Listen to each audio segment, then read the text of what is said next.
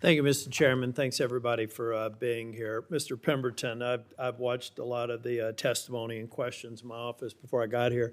And I think you did a good job of responding to the question about the January 6th violence. But let me tell you, I think every single person who got pardoned, who was convicted, clearly convicted of assaulting a police officer, I think should still be in prison if their term went beyond today. And I think it was a horrible statement made to the Capitol Police to do anything else. There were a lot of people, and the thing in this committee where people raised their voices and kind of talked past each other, they didn't mention that there were several people that were over-prosecuted, probably shouldn't have been in prison, shouldn't have been put to the expense. But man, there were a lot of people that should still be in prison. And Ms. Cook, I'm sorry for your loss. Washington, D.C. to me strikes me as a unique jurisdiction where I believe that the president was absolutely right to surge resources here to settle down the situation. I've lived here in this city in my capacity as senator for the last 10 years. And Ms. Cook, I was over in Northern Virginia before I moved down to North Carolina. And I've seen the ebb and flow of crime here. And I'm glad that the president did what he did here to make our community safer, your community safer. I'm very sorry about your grandson. But Mr. Taylor, I got a real problem with this idea of us going to various states. I had a brother actually serving the legislature in Tennessee. I grew up in Tennessee. Go Vols. They're having a decent season for a change. But I was Speaker of the House in North Carolina, and to be honest with you, if I saw the President of the United States surging resources in North Carolina as a Speaker of a House when I had a supermajority, I'd consider it a personal failure on my part, that I hadn't figured out in working with the governor how to make my state safer. And the reason I say that is that I agreed to a certain extent with the testimony on the National Guard. I've spent a lot of time in communities, and I know that law enforcement, Mr. Pemberton, I want to ask you a question about this.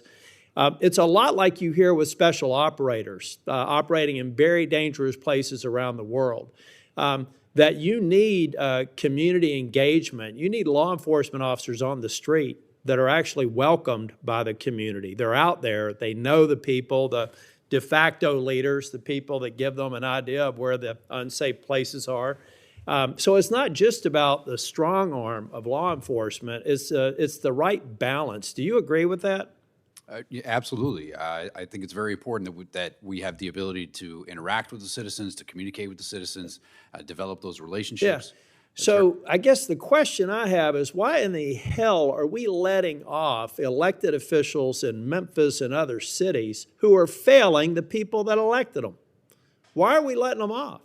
Mr. Taylor, why should I let the mayor of Memphis or the mayor of Bolivar or the mayor of several other cities that have an incident rate that's unacceptable, why should I allow federal dollars and resources beyond the joint task forces that go on every day in Tennessee and North Carolina? Why should you all welcome, number one, acknowledge that Tennessee can't get it done without federal intervention, and number two, let these liberal elected officials off the hook and mask a systemic problem that's going to come back the minute the National Guard goes away? Why is that a good thing?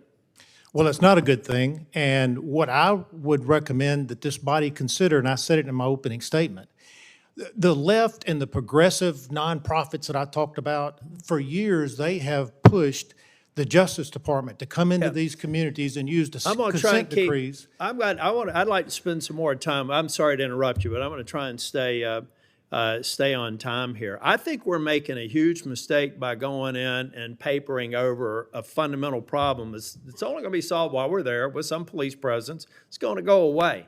But Mr. Jackson, I also want you mentioned in your testimony the Safer Communities Act. I was one of the people that negotiated this bill and passed it.